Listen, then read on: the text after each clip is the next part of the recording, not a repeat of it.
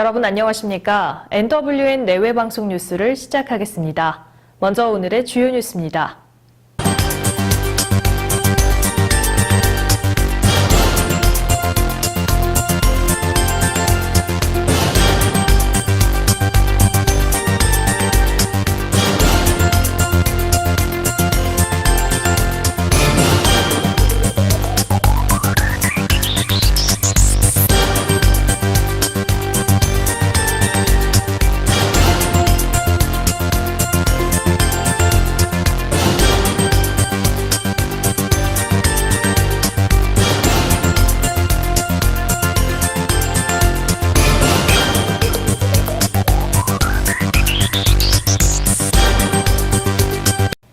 노무현재단 신임 이사장에 취임한 위시민 전 보건복지부 장관이 앞으로 정치할 생각이 없다고 단언했습니다. 유 신임 이사장은 어제 서울 마포구 노무현재단 사무실에서 열린 이사장 이취임식에서 관련 질문이 나오자 저는 다시 공무원이 되거나 공직선거에 출마할 의지가 현재로도 없고 앞으로도 없을 것이라고 선을 그었습니다.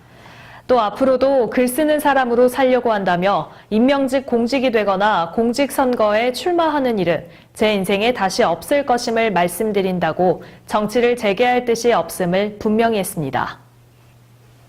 사법농단 의혹의 핵심 인물 중 하나인 임종헌 전 법원행정처 차장이 어제 피의자 신분으로 서울중앙지방경찰청에 출석했습니다. 임 전 차장은 검찰에 출석하면서 국민들께 죄송하고 검찰에서 성실하게 조사받겠다고 말했습니다. 임 전 차장은 지난 2012년부터 지난해까지 법원행정처 기획조정실장과 차장으로 일하며 일제 강제징용 피해자들의 재판을 늦추는 등 각종 사법농단 의혹에 깊숙이 개입한 혐의를 받고 있습니다. 히말라야 구르자 이발봉을 등반하다 숨진 한국인 원정대원 등 9명의 시신이 모두 수습돼 네팔 수도 카트만두로 옮겨졌습니다. 대부분의 시신이 계곡 아래에서 발견된 점으로 미뤄 원정대원들이 베이스 캠프에 머물다 강풍에 휩쓸리면서 계곡의 급경사면 아래로 추락해 숨진 것으로 추정됩니다. 주 네팔 대사관 측은 시신이 안치된 병원과 경찰 당국과 함께 장례 관련 향후 절차를 협의하고 있습니다. 현지 대사관 측은 시신을 한국으로 운구하는 방안을 최우선적으로 검토하고 있습니다. 트럼프 미국 대통령이 매티스 국방장관의 경질 가능성을 시사했습니다. 그는 일종의 민주당원이라며 그가 떠날지도 모른다고 언급한 건데요. 매티스 장관은 볼턴 백악관 보좌관을 비롯한 미 행정부 내 대북 강경파들 사이에서 외교적 해법의 중요성을 강조하던 인물입니다.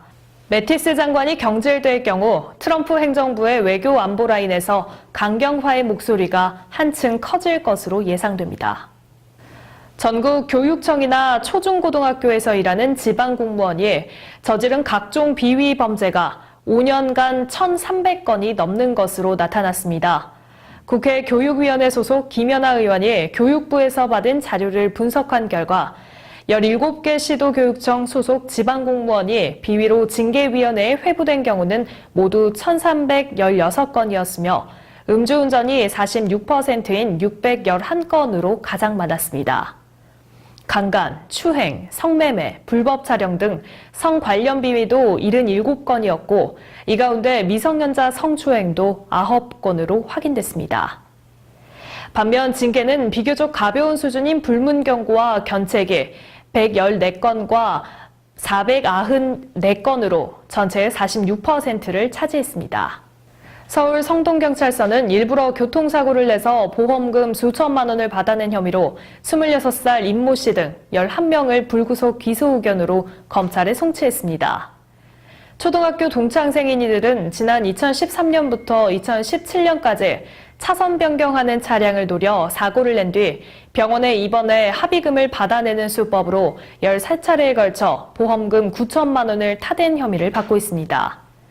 경찰 조사 결과 이들은 중고 수입 차량을 마련해 돈이 필요할 때마다 일부러 교통사고를 낸 것으로 드러났습니다. 이제부터 다주택자의 전세자금 대출이 전면 제한됩니다. 주택금융공사와 주택도시보증공사, 서울보증보험 등 보증기관들에 모두 적용되며 다주택자의 기존 보증을 연장하는 경우에도 1주택 초과분을 2년 내에 처분하는 조건으로만 한 차례 보증 연장이 가능합니다.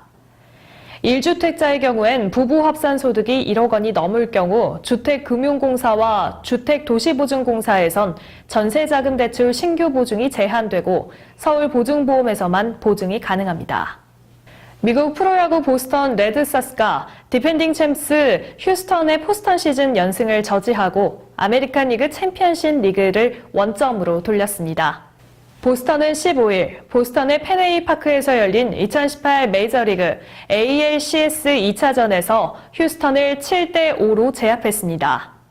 보스턴은 14일 1차전에서 2대7로 패했으나 2차전 승리로 중간전적 1승 1패를 맞추며 올해 정규 시즌 승률 1위의 자존심을 지켰습니다.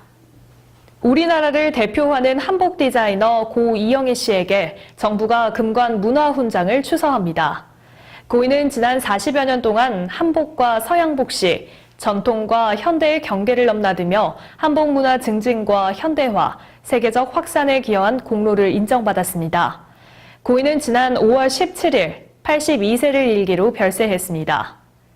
오늘 오후 전주 경기전에서 열리는 2018 한복 문화주간 개막식에서 이우성 문화체육관광부 문화예술정책실장이 정부를 대표해 유족에게 훈장을 전달할 계획이며 그를 추모하는 패션쇼도 열립니다. 네, 10월도 중순에 접어들면서 단풍 물결도 빠르게 번지고 있습니다.